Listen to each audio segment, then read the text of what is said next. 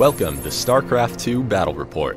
My name's Dustin Browder. I'm the lead designer on StarCraft2. And my name's Robert Simpson. I'm a Blizzard esports team member. We've got a great game for you here today. We've got Matt Cooper playing as the Blue Zerg, and we've got David Kim playing as the Red Terrans. These players are going to be duking it out on blistering stands. This is a 1v1 map that no one at home has gotten to see yet. Down in the lower left-hand corner of the map, we can see David Kim starting as the Red Terran, and all the way across the terrain up in that top right corner, we have Matthew Cooper playing as the Blue Zerg. Yeah, so this map has a lot of special features on it that will really affect the course of gameplay, and there's a lot of new mechanics that are original and new to StarCraft 2 on this map. Now, coming down from the Zerg base, there's this narrow ramp here that players can use to defend their base. And from this ramp, you move into the first, what we call the natural expansion. This is a place where the Zerg player could easily create a new base and harvest some additional resources. There's a very small choke here the Zerg player can use to defend his base. And as we move out across the map, we'll see there's other opportunities for both players to expand. There's these rocks that are guarding this expansion. You need to destroy these rocks with weapon fire in order to get access to these yellow crystals, which are worth a lot more than the blue crystals that are in the players' bases. There's also these Xel'Naga watchtowers, which players can capture with a single unit that gives them vision over a wide area of the map. These are very, very key to understanding what's going on the map and to be able to scout your enemy's movements before he moves to engage you. And like any good StarCraft map, it's mirrored on all sides. So you can see there's another rock up there with some more yellow crystals, and over here there's an expansion for the Terrans, a small choke point that leads back up into the Terran base. David Kim's throwing down his first barracks as he sends that first SCV out to try to scout Matthew Cooper's base. Yeah, and that SCV is going to move past there. It's going to see that Overlord flying overhead, so he knows the other player's playing as the Zerg at this point, and he's going to be able to move in and see what he can see inside the Zerg base. This first scout is very, very important. And here comes a drone moving down, trying to create a fast expansion.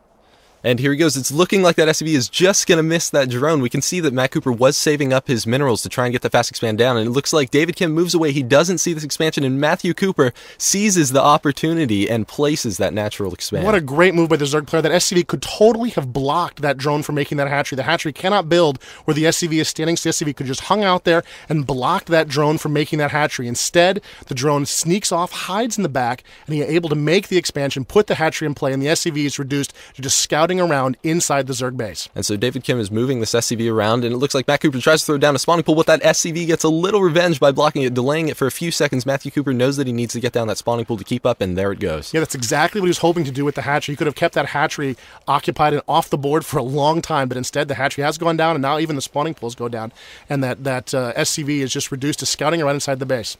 And now David Kim's base, he's just building like usual. And back over at that natural expansion, David Kim is not giving up on harassing this natural. And there goes a bunker. What a great move by the Terran players, putting a bunker into position there. And you can see the drone is attacking the bunker, trying to attack the SCV to make sure that bunker doesn't go into position. If the Terran player can get any troops into that bunker, it could be a real problem for the Zerg player. Now, the Zerg player is not discouraged by this move. He's moving out an extra drone to give it just a little bit back up. He wants that hatchery to finish. It is imperative to his strategy to get that fast expand. And here comes the Terrans trying to reinforce that bunker. He's got another SCV, and his first Marine is moving across the map, trying to get to that bunker in time so he can really use that bunker to tear apart that hatchery and just cause all kinds of problems for the Zerg player. Like we can see that Matt Cooper's spawning pool just finished up, and there we can see 4 Zerglings being built. He's going to need those Zerglings to take down that bunker. Now you can see in the upper left-hand corner there, we've got our new overlays that show us what's going on the map. And you can see there are 4 Zerglings currently in production right now, and a Queen, which could be instrumental in protecting this Zerg base from this very aggressive move by the Terran player. And Matthew Cooper is going for Banelings as well. We saw him put down that extractor a little bit earlier. He now has some gas. He's getting those Banelings started. They deal absolutely enormous damage to ground units. And there, the one Marine has gotten into the bunker, and the bunker is being repaired by the SCV, and the Terran presses on. The creep is expanding around the bunker, but it's not going to be enough to really stop this bunker from doing a lot of damage. The Zergling, 4 Zerglings is not enough to take down that bunker, so especially with the SCVs in the area. So he's going to back away and move to a position here where he can block any additional reinforcements from moving to engage against this bunker. He doesn't want any more Terran forces to get in here and help this bunker out. And you can see those Zerglings are dancing back and forth on the left-hand side of your screen while the Queen dances around looking for an opportunity to come in and strike at this bunker. And here's some Zerglings moving in. Oh, not quite liking the look of that. They need more reinforcements than that. Moving away to a chance where they can move everything in to attack the bunker. Now Matt Cooper's moving in with everything all at once. Right as his spine crawler is just about to finish up, he's going to lay down too much fire on that bunker for those SCVs to handle. It's looking like a relatively large loss for David Kim. Yeah, he's taken out that Marine and he's taken out that bunker. And it looks like the Terran's hopes of sort of an early victory here against this expansion have been dashed. The Queen is in play, and the Zerglings are free, loose, moving across the map. Now we can see the Queen taking advantage of spawning those extra larvae on that hatchery. We just saw them fly off of there. Back over at David Kim's base, he has continued production as usual. He does have a second bunker down, and he's going for 2 tech labs in addition to the Merc compound. We could see some Reapers out here. Yeah, the Merc compound allows him to upgrade his Marines, but it also enables him to create Reapers, which is a small, fast, jump jet equipped infantry that can really... Oh, and here comes the Zerg trying to push in. The Terrans bring up a few SCVs as reinforcements, and the Marines manage to drive the Zerg back. The Terrans have managed to hold their choke against what might have been a very dangerous raid by the Zerg. That's right. That was too many Zerglings for just those 4 Marines to try to hold off. So we did bring up those SCVs as a little reinforcement. We do see a couple Banelings being morphed into play over here. Those Zerglings are able to evolve into Banelings, which are little guys that roll around and explode for tons of damage. Yeah, they do a lot of damage to small units like Reapers and like Marines. This could be a real threat to the Terran player, especially if he remains, in that choke in an area that's small. Those Banelings can do a lot of damage. He doesn't see the Banelings. He doesn't know the threat he's in here. He's just dancing out, trying to push the Zerg back, and the Zerg are backing away a little bit, trying to get the Terrans to draw away so they can really use those Banelings and Zergling to just tear them to pieces. Now he's trying to keep all these units occupied while his Banelings get into position. Here he goes. It's looking like he's moving in, going to try to use those Banelings to deal some terrible damage on that Terran player. Oh, and he manages to avoid the SCV. What a great move by the Zerg player. He's moving in. He's trying to find the perfect spot, and there he takes out a couple of Marines. What a great move. And it looks like the Marines are running for their lives now, trying to get away. He's got 1 Marine, 1 SCV on the run as he tries to get out. He's got 2 Reapers in the base, but it's looking very, very bad for the Terran player right now as the Zerg move in for what could be the kill. If those Banelings are able to get around into the SCVs, we could deal huge economic damage to David Kim, but it's not looking like they're going to be able to get there because he places his Marine perfect. We have a couple of the Reapers laying down some cover fire. Will that Baneling be able to take out both of those Reapers? No, only one of them goes down. He still has the Reaper and the Marine to defend. What a great move by the Terran player. He uses 1 Marine to block that position between those 2 barracks, and it prevented the Banelings from getting in and doing what they really wanted to do, which was get into the SCVs. They could have just done tons of damage to those SCVs, and instead, the Terran player gets away relatively free from that attack, and he's moved into a position here where he's not going to be able to do a lot. Now, the Zerg are moving their spine crawler up to defend their base, and it looks like he's preparing for what could be, what he's worried might be, a counterattack. At the same time, he is putting down a Roach Warren, which is going to allow him to put roaches on the battlefield, while the Terrans continue to move out and try to keep these Zerg away from his base. Now, all these Zerglings here are just too many for a couple of those Marines in the SCV, so he brings the Reapers as backup. Will those Zerglings be able to surround the Reapers? No! One of those Reapers in the back only had 10 HP. Due to David Kim's fantastic positioning, he was able to keep that alive and keep the pressure on. And that's a lot of Zerglings on the field right now. We saw a Terran bunker going up there by the Terran choke point there. That'll be a huge help for the Terran player. He's really going to need that. Meanwhile, we can see here in our overlays that the Zerg are researching Burrow, which could be a very effective weapon for the Zerg to continue his harassment of the Terrans. 1 Reaper scouting around trying to see what he can see. What a mistake. He's been surrounded and destroyed by the Zerg, who right now have complete control of the entire map. Ooh, what a futile loss for David Kim. That was, it certainly wasn't worth anything. So we can see that David Kim is going for this command center. He knows that he needs to expand, or else Matt Cooper is going to pull ahead on that economic advantage. And you can see here the Zerg are trying to break through these rocks that are a backdoor into the Terran base. At the same time, the Terran player is very, very aware of this threat. He knew this was a possibility the minute those Zerg moved away, and he's moved to SCV over here to create a supply depot where he can watch these rocks. And now the Terran player is very, very aware of the danger of these rocks being destroyed. He's going to bring some Reapers up and try to defend these rocks so that the Zerg don't break in and just destroy his entire base. So those Reapers are able to hop off the cliff and pressure those Zerglings, and they're going to run away and try to hide behind the bushes. Those Reapers don't want to go behind the brush. He doesn't want to move past the brush, absolutely, because the brush is something that blocks line of sight and it prevents the Terran player from using his full range to his full advantage. So instead, the Zerg are going to move past the brush and burrow to sort of hide from those Reapers. And you can see there's more roaches moving up, even as the Reapers move up to capture this watchtower. They've captured the watchtower, and that's allowed them to see the roaches. And you can see the roaches are moving in here. That's not a good fight for those Reapers, and they're going to move away to safety. Those Reapers need to get away as fast as possible, so they're going to go down. We have a couple more roaches, and the Zerglings are coming in for a surround. That one lone Reaper just happened to make the wrong kind of jump, and here he goes. He's getting pressured down. Will we see that Reaper fall? No, it's looking like he's getting away with just 5 HP. Unbelievable move. He managed to skate away from that Zergling attack and save that Reaper. He really needs every unit on the battlefield right now. The Terran player's in a lot of trouble. He's got Zerglings, he's got roaches, he's got Banelings out on the battlefield to deal with. The Zerg are really in command right now. They're attacking the rocks at will, and they're continuing this relentless assault on the Terran base. Now we can see that David Kim is going with even more Reapers to try and give the back of his base even more backup. He does not want Matthew Cooper getting in that back door. Yeah, he really can't let Matt in the back door, and you can see he's moving here to try to engage. He's jumping down. The Reapers are very effective, those 2 pistols, against those Zerglings. And you can see he doesn't want to fight the Roaches quite as much. Even though he might be able to survive that fight, he would lose a lot of Reapers as part of the battle. And you can see the Zerg knows this. He's bringing up more Roaches to keep putting pressure on these rocks. At the same time, he's moving other forces to the front, trying to keep David Kim guessing, where are the Zerg going to attack next? That's right, Matt Cooper is now able to pressure both the back and the front at the same time. We can see a bunch of Banelings getting morphed into play. Will they be able to finish in time? We have a bunch of those Reapers trying to go around and destroy that Roach threat, but it's not looking like it's going to happen. Will we see the Banelings finish? We're probably going to see some D8 charges thrown down. Oh, there they are. Here come a bunch of Banelings. Those D8 charges. Oh, terrible, terrible damage on both sides.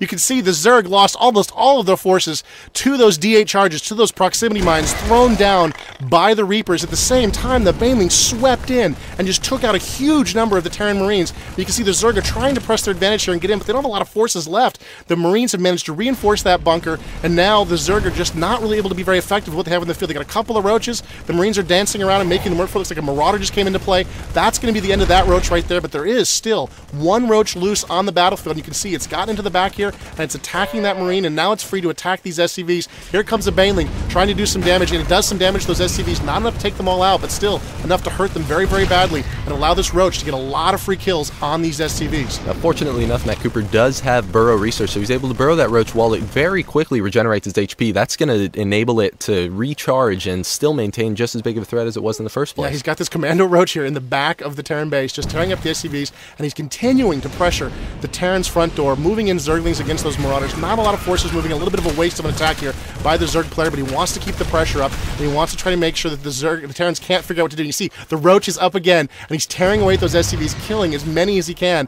Meanwhile, the Terrans are moving up some forces, trying to take out that Roach and end this persistent threat. Oh, and there it goes, burrowing again just in time before that threat can become imminent. We do see an infestation pit is going down for Matt now. He might be going for some higher tech units. We may even see some infestors on the field. Yeah, infestors would be a powerful choice for the Zerg right now, but it's also a gateway building for him to move into much higher tech units. He can move all the way up to Ultralisks. Once he gets that infestation pit into play, he needs to improve his lair, but he can really move up. And you can see the Zerg here are burrowed. There's some more Zerglings out on the map. The Terrans are moving out. The Banelings are burrowed on. He decides not to use them quite yet. He's drawing the Terrans out. The Marauders are not the greatest target for the Banelings. Still a pretty good choice. And it looks like the Zerg player is sort of drawing the Terrans out, waiting for him to move to a position where he can really get a lot of kills as cheaply as possible against this Terran advance. And David Kim is moving up towards that Zelnaga watch area. He wants to take control of the center of the map so that he can see exactly what's going on. If only his units had made it there a few seconds sooner. It's looking like Matt Cooper is going in for a surround. And here he goes. Those Terran units have nowhere to go. Oh, there's really nowhere for them to run now. It's going to be just all over but for the screaming. Here comes the Banelings moving in, just taking out those Marauders, blowing up, killing everything in sight, and the Zerg once again have just complete control of this battlefield. A few Marines coming way too late, trying to rescue their buddies, don't arrive in time, and they're all torn down by this relentless Zerg attack. Now, Matt Cooper, again, is maintaining control of the front of David Kim's base. If he is able to keep up his economic advantage, we could really see him contain David Kim until the bitter end. Yeah, and you can see he's attacking the back door again here, trying to break through these rocks, and it looks like David Kim has got nothing left to defend these rocks with right now. He's going to have to let them fall, and that's going to give the Zerg another entrance into the Terran base. I don't really see how the Zerg player cannot fail to just overrun the Terrans. He's got more Banelings coming into play, and that supply depot is going to go down very quickly with this Zerg attack.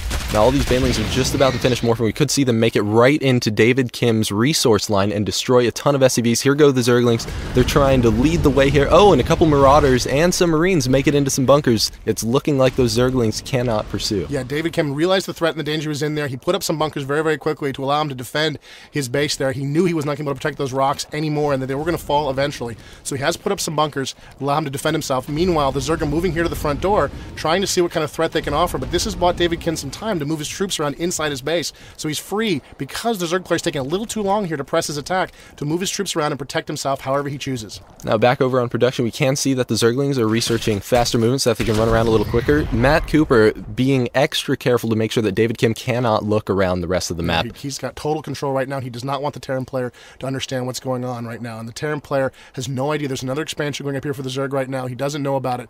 And it looks like the Zerg are really in command of the map right now, able to do as they please with this force right in front of the Terran base. We do see a couple infestors coming into play. Now, David Kim does not want any more commando roaches up in his natural expansion, so we did see a couple of missile turrets going down over there.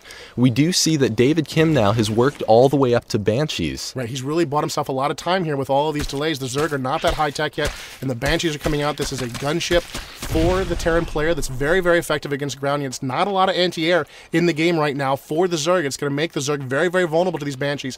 If he can get them into play, they can do a lot of damage to the Zerg right now. So the Terrans not out of the game yet. They're still in a position where their technology could really come into play, and they could really maybe sort of drive off this force that's been harassing them for the whole game.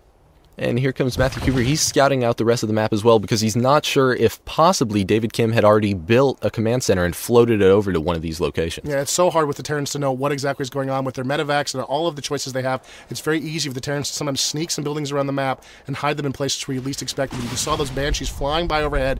Not a lot of Banshees moving out here from the Terrans, but he is in a bad position. He needs to try to put some pressure back on the Zerg, and this is what he needs to find and destroy. What a great move by the Terran player, using these Banshees to find this expansion and forcing this expansion, just destroying this expansion entirely and forcing it out of the game. And we can see David Kim continue to pressure into Matthew Cooper's base. We can see them flying overhead. He is going to use this air advantage to the best of his ability. We can see them coming over here headed straight for the infestation pit. Yeah, he's moving right towards doing the damage he can. You can see there's one Hydra's in play. That's not a lot of forces. Oh, some infested Terrans being laid down by the infestor. These guys are not that effective in combat, but they do have a rifle that can shoot air, and that's what the Zerg player needs desperately right now. He needs some anti-air. So he uses those infested Terrans as a soft counter to kind of get some forces into play. And here comes some Zerglings and Roaches trying to move out onto the map. They encounter the Banshees. They can't do anything against those Banshees, so they're forced to burrow and hide underground. Oh, and here comes some Nighthawks into play, using these new caster units, these new drone units for the Terrans. He's going to be able to use these to cast a variety of different spells against the Zerg. He's going to be able to create auto turrets anywhere he wants. He's going to be able to use a new ability called Hunter Seeker Missile, which moves very, very slowly, but does a lot of damage if you don't run for it. And you can see the Banshees and the Nighthawks are sort of dancing around in front here, trying to see what kind of advantage they can get over this planet. Oh, there's some Banelings take out a whole bunch of Marines as these Marines try to move up to reinforce their air units. Now we can see from the back door we do have David Kim moving in a couple of Marauders, a few more Marines, and those Nighthawks are coming back into play. That means that infestor is probably going to go down in just a few seconds because those Nighthawks are detectors. They can see that infestor burrow down so the ground. that's a lot of control lost for the Zerg player there. Now he does not have control of the front of the Terran base, and the Terrans are pushing out on the map, sort of doing what they want to do. They're backing up a little bit here, gathering their forces, but the Zerg player has lost a little bit of his board control. He was in absolute dominant control up until now, and it looks like the Terran player is making a little bit of a comeback here with his Nighthawks, his Marauders, and his Marines, pushing onto the board, trying to see what kind of damage he can do against this persistent Zerg player. Now David Kim is moving into the long haul. We can see him building 4 more barracks, bringing them out onto the battlefield. We do see that Matthew Cooper is bringing in these Hydralisks, taking down a few of those Banshees. These Hydralisks are very strong against air units because they do deal 6 bonus damage per spine. Yeah, they're very, very dangerous, and that's the threat he doesn't want to deal with right now. So he managed to drop one Banshee. Oh, and here's a battle moving in against the Terran player. There's a lot of Zerglings and a lot of Roaches moving in, and you can see the Hunter Seekers moving against the Hydras. Oh, tons and tons of damage against those Hydras as the Nighthawks back up, trying to avoid the worst of the damage. And it looks like the Terran player is going to lose this battle. They did a lot of damage to those Zerg forces in the fight. So Matt Cooper's moving back up towards the front of the base. He does not want to lose that contain that he had on David Kim. It's very, very important to keep David Kim as contained as possible in his base because Matt Cooper, as we can see, has been falling behind on unit count. Yeah, he does not have a lot of units right now, and he's even a little bit behind on the resourcing as well. A little bit of an aggressive move by the Zerg player. Yeah, that was not a good move, and he sees it right away and decides to back away. Those Hydras are upgraded. They're moving more faster than they would ordinarily. It gives him an advantage. You can see there's one SCV scouting around the map, managed to take it down, and here comes the last Banshee taken out by the Zerg, as it looks like another battle is about to begin here in the middle of the board. Now we have a few more Marines and those Nighthawks coming into play. We're going to see some more Hunter Seeker missiles because they are so effective. Here comes one across the map. Oh, was not good news for that Roach. Yeah, it took a lot of damage on those Roaches, but still, the Roaches generate so quickly. I'm not sure he got a lot of gains. Here comes another one moving in, and you can see the Roaches don't like it. They're trying to get away. He's not sure if this will block it or not. He burrows and tries to block it. Doesn't work. He takes the hit from the missile, and it looks like the Zergers are dancing around in front of the base here, trying to do what damage they can, and the Hydras, of course, would love to get a shot off at those Nighthawks and take them down. And the Marines, a little too aggressive here, are going to encounter a lot of Roaches, and they're going to encounter a lot of Zerglings. Ooh, but David Kim is is prepared with some backup. He's moving in now 5 Nighthawks into play. We can't see Matt Cooper trying to focus down those Nighthawks. We see a couple more Hunter-Seeker missiles. They're able to take down 1 unit each, and they do some splash damage, so it makes the rest of the units much easier for those Marauders and Marines to take out. What a great use of the Hunter-Seeker missile. This is a new ability that just went in a couple of weeks ago. Neither player is quite sure how to deal with it yet. You can see the Terran player is using it very, very effectively, just tearing up this Zerg force again and again and again with these Hunter-Seekers. The Zerg player, of course, needs to sort of press the attack. He's trying, but he needs to be able to successfully press the attack so the energy on those Nighthawks doesn't regenerate. The Terran player is getting a lot of bonuses right now because he gives a lot of time to regenerate the energy on those Nighthawks. So he's getting off a lot more Hunter-Seekers than ordinarily he could be expected to get. Now, the Terran player, using all of that space that Matthew Cooper is giving him, now has a second expansion in addition to having almost double the amount of workers that Matthew Cooper has. And you see the Overlord tried to spread creep there in time to prevent the expansion, but he missed it by a little bit, and the command center does go down. It looks like the Terrans are now on the push, moving up towards the Zerg base here. And here come the Zerg with a lot of Hydralisks and a lot of Roaches trying to tear these guys down. You can put down an auto turret, try to do some additional damage here to the Zerg forces, and the Zerg are backing up a little bit, wait for the Banelings to come in. Here come the Banelings in, moving against those Marines that could do just terrible damage to them. And you can see he's using Micro very effectively, feeding 1 Marine in at a time, slowing them down with auto turrets, really trying to stop the worst of the damage of those Marauders. He does a lot of damage to those Banelings.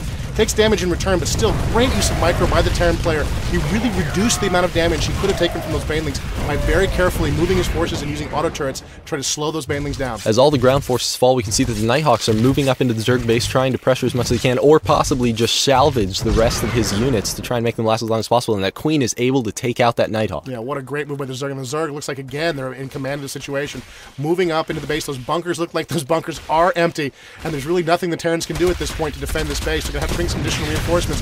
He's using his SCVs to try to defend himself against all of those Zerg. Oh, here come the Terran reinforcements. More Nighthawks, more Marines, and more Marauders to try to defend this expansion and protect it from the Zerg. Those Hydralisks and those Zerglings are just no match for this force. We see a ton of Nighthawks, we see some Marauders, we see some Marines come in. Those Marines do have their combat shield research, which means that now instead of having only 45 HP, they have 55 HP. This is huge against Hydralisks and Zerglings. Yeah, it's a huge advantage for the Terran players. It really gives the Marine a lot of additional use in the late game to get that upgrade, and you can see the Terran players are back in control against all odds. He's got his Marines, he's got his Marauders, he's got his Nighthawks. He can detect burrowed units with his force. He can deal with just about any threat. Ooh, there are some Banelings trying to morph, but he morphed them a little too far to the front, and they're taking damage before they get a chance to come out in the battlefield. You can see they've all been taken out by those Marauders and those Marines, and the Terrans are pressing into the Zerg base. The Zerg player's backing up, trying to sort of buy himself some time to see what he can do to avoid the worst of this attack, trying to give time for his base defenses to tear up that Terran force. Matt Cooper's trying to use his Hydralisks, his Roaches, his Spine Crawlers to defend his base, but it looks like it's just no match with that combined Nighthawk backup for those Marines and Marauders. We have him moving in. It's looking like Matt Cooper's getting backed up into the corner. Is there anything that he can do to stop this situation? It looks really bad for the Zerg player. He's backing up. He's trying to buy himself time. You can see the Marauders and Marines are just tearing his force, but here come the drones trying to move it, and there's the GG from Matt Cooper. Good game, he says to David Kim, as the Zerg makes his final stand here at his expansion. We saw a great game between these two players, saw a ton of Hunter-Seeker missiles. That's a huge congratulations for David Kim. He just made excellent use of that tech that he now has available. Yeah, and a lot of micro from both players. What a great game of StarCraft 2. Thanks for watching the StarCraft 2 Battle Report.